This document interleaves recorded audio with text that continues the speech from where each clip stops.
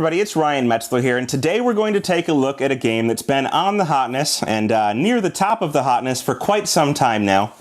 We're going to take a look at Dead of Winter from Plaid Hat Games. One that's been really hard to find, was just featured in Tabletop Day, and recently had a reshipment and came back into stores, and I think is going to sell out promptly right away. This is a game, as I said, from Plaid Hat Games that is cooperative or semi-cooperative. You can have a trader in the game, but you're trying to accomplish an objective in a post-apocalyptic world filled with zombies. And so you can, end up attacking other players, stealing things from them, trying to sabotage the way the game is going, all types of various interesting interactions. A zombie game.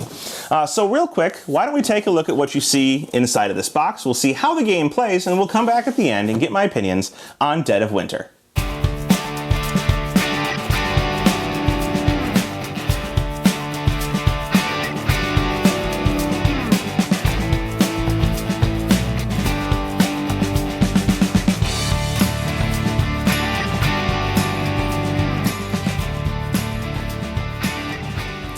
So here you can see Dead of Winter all set up for what I would call the basic introductory mission called We Need More Samples. Each game you're going to choose one of these missions that you play. The objective of We Need More Samples will have the setup telling you that you need a zombie in each of the non-colony locations, which are these little boards you see here with their corresponding zombies standing at them, and their searching item decks there. And then it will tell you how to set up the morale and the rounds. We get 6 rounds to win, and we have 6 morale. And the victory conditions as well as the time to play. So the victory condition for this one is that we're going to need some zombies. We're going to need to kill zombies and get samples from those zombies in order to try and find a cure for the virus. And the number we need is we need 3 zombies per player in the game. We have a 3-player game, so we're going to need 9 total zombies. Now, you may or may not get samples when you kill them, so you'll have to figure out why, but you need to roll to see if you succeed for that. Other missions could be just to survive for a certain number of rounds, or it may be that you need to eliminate the zombie threat at the non-colony locations, or that you need to collect medicine for each of your players, or whatever it might be. There are a variety of different missions in both easy and, if you flip them over, a much harder but non-competitive or non-betrayer version of the game. Now, as you might have figured out, this is a cooperative game. Each player will supposedly be trying to work together in order to accomplish the objective here. But each player is also going to have their own secret objective. At the start of the game, you deal out secret objectives to each player that will determine how they win the game if they are successful in the mission of the overarching campaign. However, some of these cards are just basic missions. For example, the secret for this person, you win if the following is true, it says. And it says the main objective is complete, but you also have at least 1 gun card, 1 fuel card, 1 food card, and 1 medicine card in your hand. So that's fine. Everybody might win, and multiple people can win if they complete their objectives. However, in this deck of cards, there are 2 cards per player that are normal, regular player objectives, and there is 1 card that is a betrayer card. This betrayer happens to be the takeover betrayer, and it says you win the game if the following is true. Morale goes to 0, which means the normal players lose the game. It also says there is at least 4 barricades at a single non-colony location. You'll want to be building barricades at a location. And it says you control at least 1 survivor equipped with a gun card, and there are at least 2 fuel cards in your hand. So you need a gun, you need some fuel, you need to barricade a location, you're locking yourself in. This player only wins if all of the other players lose, and if they're not exiled by the end of the game and unable to finish their objective. So basically, you're going to, if you're the betrayer, try and keep yourself relatively secret, but of course accomplish your objectives, while the other players are trying to finish the main objective, make sure morale doesn't drop to 0, and finish what their little secret is. So each player will be dealt one of these cards at the beginning of the game in order to determine what their secret objective is by the end of the game.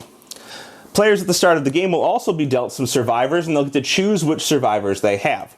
Survivors will look something like this. At the top, they're going to have like their leadership value or their initiative value. I don't remember exactly what it's called, but it determines who will be the first player at the start of the game, and also determines some things for card effects.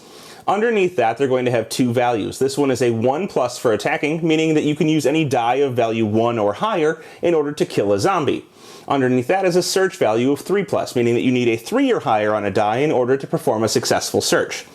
Players will also have abilities at the bottom of their character cards that tell them the special ability of that character. This one says that once per round, using a 5+ at the colony, you can kill 2 zombies without having to roll for exposure. So he can kill more zombies once per round if he's at the colony. Other players will have different effects. In order to play the game, each round you're going to follow the several steps that are inherent in the game. The first will always be to reveal a crisis card, and a crisis will happen every round.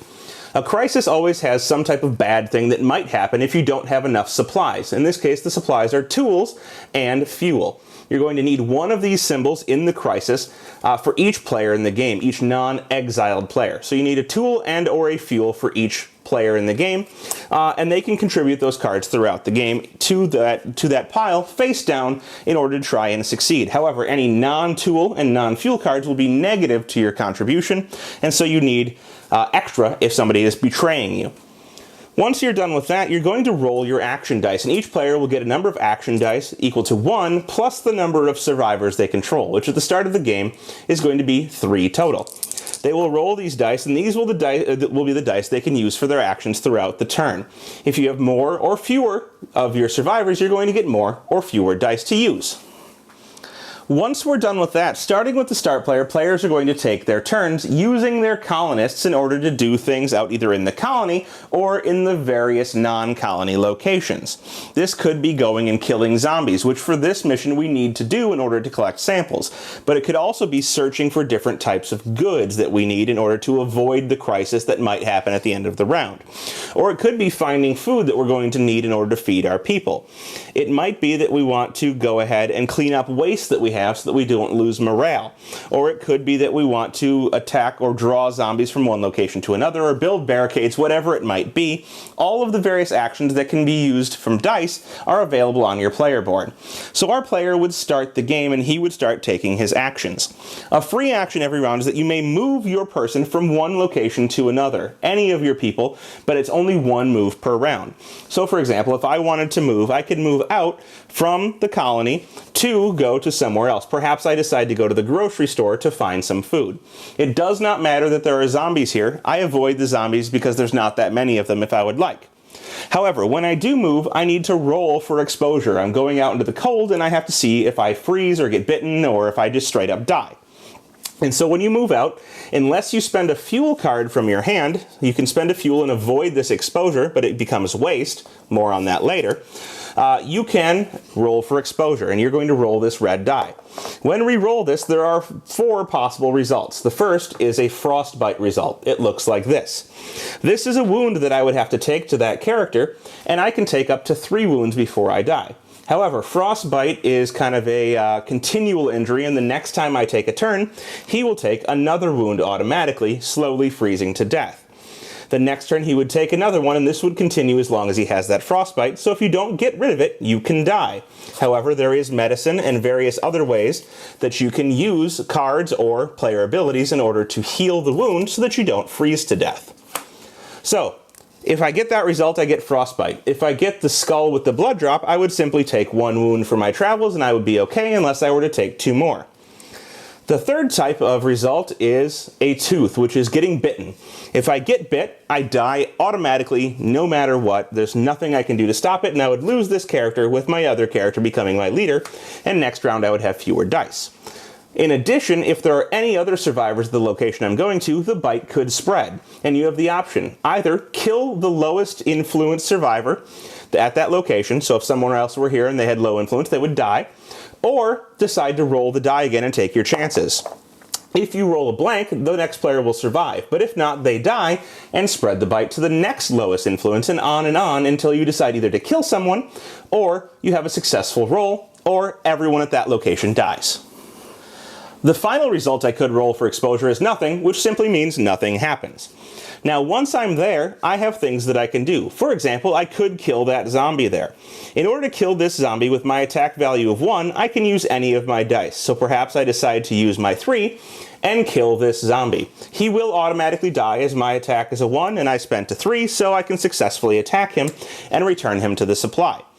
However, another thing happens. I must roll for exposure again. I directly attacked a zombie. We'll see what happens. I would die because I rolled a tooth. If I had rolled anything else, I would survive and take the appropriate wound, or take no wounds at all. But this would trigger, again, the same results of potentially contributing multiple deaths to the scenario, and each time someone died, we would lower our morale until it potentially got to 0 and we lost the game. So let's assume he didn't die. When I kill a zombie, for this scenario, I roll a die. And if I roll a 4 or higher, we keep that zombie as a sample. So now I have a sample. I can place it with this card, and I am 1/9 of the way to completing all of the objectives I need. 3 zombies for every player. So that would be a good success if I were not to have died by rolling the exposure die. Other things I can do at this location are to search. If I want to search, my search value is a 3. So I could spend this 4 and look through the items at the grocery store. We'll see that the first item I find is a medicine, which will help me cure wounds and could be useful for various crises or other things later. So I could decide to keep this. Alternatively, if I didn't like this item, I could make some noise, and this will potentially attract zombies later, but it would allow me to look at another item. And we'll see that I found a wrench, which is a tool. It says I can equip this item, and once per round I may spend an action die to attack with the survivor, using a die that does not meet or exceed my attack value. Not great for Thomas, but it's okay. And I could decide which one of these 2 cards to keep, or I could make more noise. Continuing on until I've either made the maximum number of noise or I find a card that I would like to keep. Maybe I make noise one more time, I look at one more item, I find some snowshoes, which say that if I would receive a frostbite, I just get a regular wound instead, and I decide to equip them to Thomas, putting the other items back on the bottom of the deck. Another item that requires a die is that I can use any die of any value to add a barricade to a location I'm at. Barricades go up on one of the entrance spots for zombies, and if you ever need to place a zombie on top of a barricade position, it will automatically kill that zombie and destroy the barricade. But it helps areas from getting overpopulated with zombies and protects the people there, because if you ever have to place a zombie that doesn't have an entrance location, it will flood over and kill somebody at that location. Of course, not what you want to happen, as you would lose some morale. Now, as free actions on your turn, there are several things you can do. You can contribute cards to the crisis, and you'll see we need tools and fuel. We need 1 card per non-exiled player. So, if I am not an exiled player and I'm not the betrayer, I likely want to contribute to this. We'll see that I have some junk and I have some fuel, and I could contribute all the cards we needed right now, but perhaps I want to hold on to some of them. So I contribute 2 cards for free to the crisis, hoping that somebody else will be able to contribute the last card that we need. Now, there are various other things I can do on my turn. I can play any of the cards from my hand as free actions, so perhaps I want to add some food to our food supply, because we'll need food at the end of the round in order to feed the people of our colony. So I can add some food here. This food will be used at the end of the round to feed people in our colony, but can also be used during the round to modify dice value in order to increase the value of a die so that it can be used for something that our player needs to use it for. You can also go ahead and vote in order to see if somebody's a betrayer. So if you think somebody's betraying you in this scenario, you've got through several rounds and you see that some strange cards are being placed in the crisis or somebody's acting strangely, you can call a vote to exile them. Everyone will then choose whether or not they want to exile that person from the colony, and if they're exiled, they'll get a special card that tells them that if they are not the betrayer, they reveal their objective to all players, remove it from the game, and your new secret objective is on this card. Otherwise, if you are the betrayer, your first goal on your secret objective has changed to having at least 10 cards in your hand. So this will tell you your new objective having been exiled from the game in order to see if you can win by the end. There are a couple of other things you can do during your turn, such as request items from other players. If you really needed a medicine and you didn't have one, you could say, could somebody please provide me with a medicine? They can then hand you that card, and if you get that card, you must use it immediately for its effects. Alternatively, if you have a piece of equipment that you think somebody else would benefit from, and you're at the same location as that player, you may pass that item off to their character, and that character must then equip it immediately. So you can transfer items a little bit. Those are the basics of what you can do on your turn, except for drawing zombies towards you. Using one of your dice, you may draw zombies towards you, or you may go ahead and clean up waste, which we'll talk about in just a minute. But once you've used all of your dice and you've done all of your free actions, you'll essentially move on to the cleanup phase. But first, you'll pass it to the next player, who will take their turn. Likewise, everyone taking their turns before you move on to cleanup. Now, one thing I didn't mention is that the player to your right, whoever's the active player, the player to their right at the start of the round will draw a crisis card. These cards, not crisis, sorry, crossroads card. Crisis cards are the one that we start with here. The crossroad card here has a lot of text on it, but what this is essentially a potential event that might happen if certain conditions are triggered throughout that player's turn. This one, it's a little hard to see, but it says if the player uses the ability of a gun item card while Thomas Hart is in play. Well, Thomas is in play, but he doesn't have a gun. But if he were to have a gun and use the ability of the gun, this event might trigger. When it triggers, you would read all of the text up here, which is flavor text, and then at the bottom you would be presented with options of which you can choose throughout the round as the active player. In this case, the options are that Thomas will distribute 4 wounds to survivors who share his location. If no other survivors share his location, nothing happens. So apparently a gunfight breaks out. Or players must collectively remove 2 medicine cards in their hands from the game. If 2 medicines are not removed, carry out the effects of options 1 instead. So you can lose 2 medicine or do number 1, or you can do number 3, which is straight up kill Thomas. And that would allow you to remove him from the game, avoid the other 2 effects, but lose a morale, which puts you 1 click closer to ending the game. If the trigger never happens, by the end of that player's turn, this card will simply be discarded. The next player will start their turn. The player to their right will draw a new card and check and make sure that these effects don't happen throughout the turn, or if they do, read off the options and see what the player decides to do. So, once each player has taken all of their actions, doing whatever they'd like to do with their dice, contributing their cards to the crisis, perhaps adding more food, whatever it might be, you'll go on to the colony phase. And during the colony phase, you're going to have to resolve several things. The first thing we're going to need to do is pay food for people that are still remaining in the colony. These could be the survivors that are standing in the colony, or throughout the game you may find some other colonists, some useless survivors that end up standing in your colony and eating food even though they do nothing for you. These could be people that you don't really want to have that could get killed off throughout the game in some strange way, but most of the time just take up food. For each 2 survivors that are in the colony, you need 1 food token to spend from your food supply. So right now you'd see we only had 1, but likely there'd either be fewer people or more food in this supply.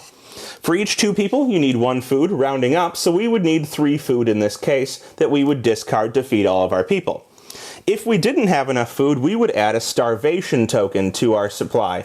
And that starvation token will make us lose morale, and will continually make us lose morale every round, 1 for each starvation token. People never forget that they were at one point hungry.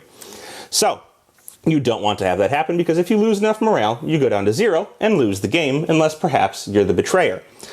After you've done your food, you're going to go ahead and check and see how many cards have been discarded into this waste pile. Things that go into this waste pile could be tools that have been used, or food that's been contributed, or it could be fuel that you spent to go from one location to another without rolling for exposure. Whatever it might be, you're going to check and see how many cards are in this pile. If there are 10 or more, you're going to reduce your morale by 1. So again, morale going down is bad. If there are 20 or more, you're going to reduce by 2, so for every 10 cards you go down. Remembering that you can use your dice on your turn to pull cards out of this pile, reducing your waste, eliminating it 3 cards for every die that you spend. Once you're done with that, you're going to go ahead and resolve the crisis. So you're going to see if you have enough cards in this pile in order to beat the crisis.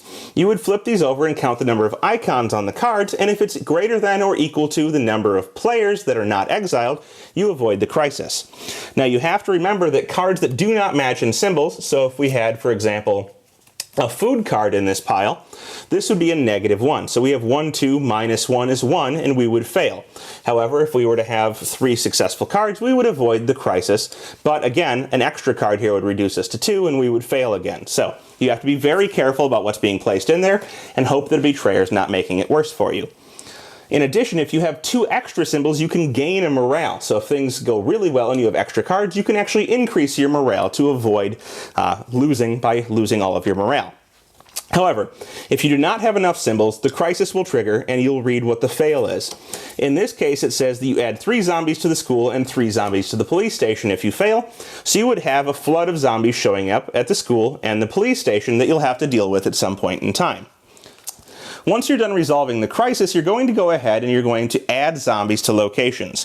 The way you're going to add zombies is you're going to add 1 zombie to the colony locations for each 2 people that are at the colony. In this case, that would be 3 total zombies because we have 5 people, and they get added one at a time to the various entrances. 1, 2, 3.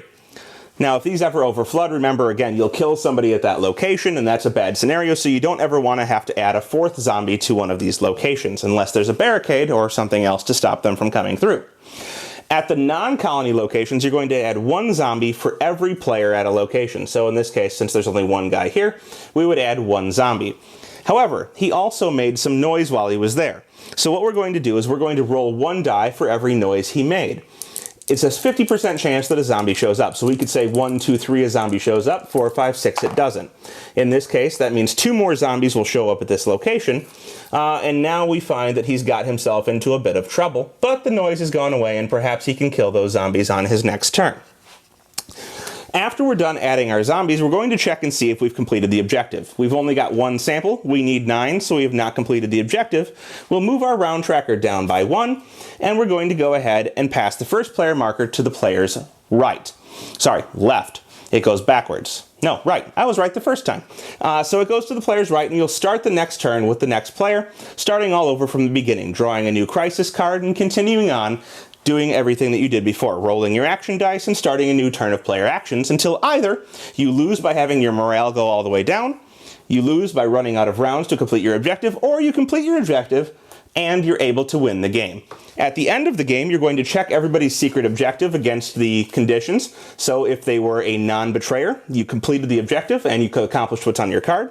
Or if you were the betrayer, that you managed to get morale down to 0 and betray everybody else and accomplish your objective. And whoever manages to either finish the mission and successfully complete their objective, or betray everybody, get them killed off, and of course accomplish what they were trying to do at the same time, will be the winner of Dead of Winter.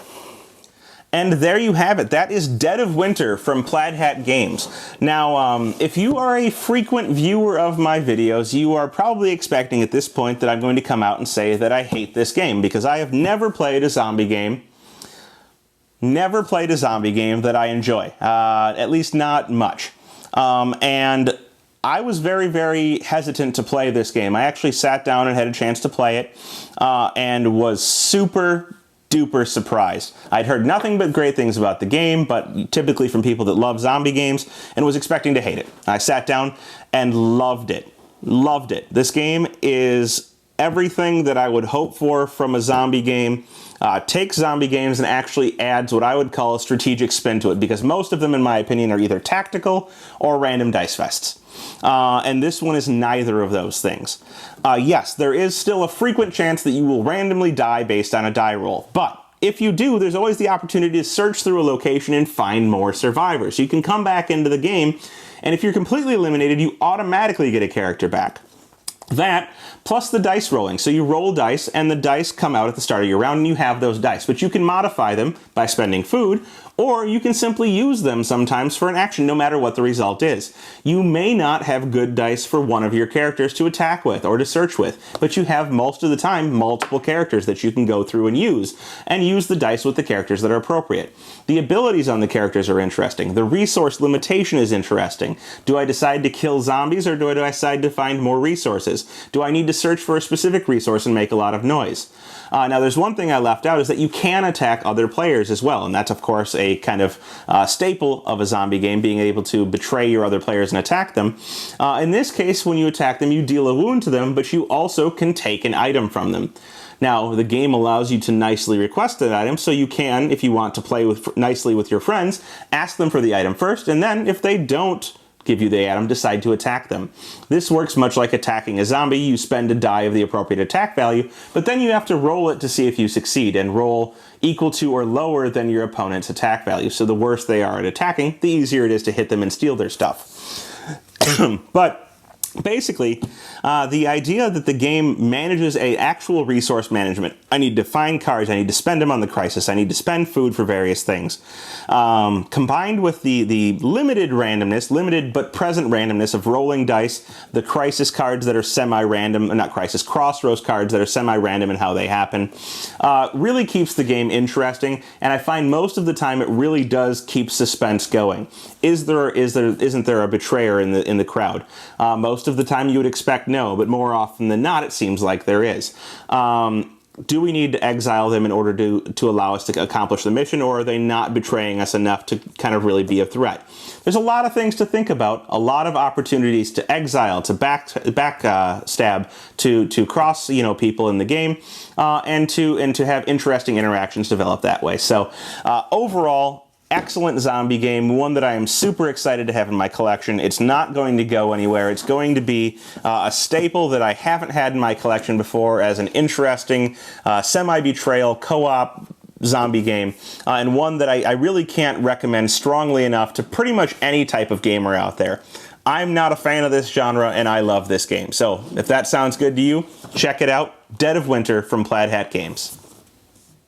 Thanks so much for watching the Dice Tower videos. Find more great videos and reviews, as well as our top-rated audio podcast at Dicetower.com. You can also find other great shows at Dicetowernetwork.com.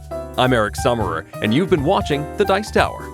The Dice Tower is sponsored by Cool Stuff Inc., where you can find great games for great prices. Cool stuff in stock. Check them out at CoolStuffInc.com.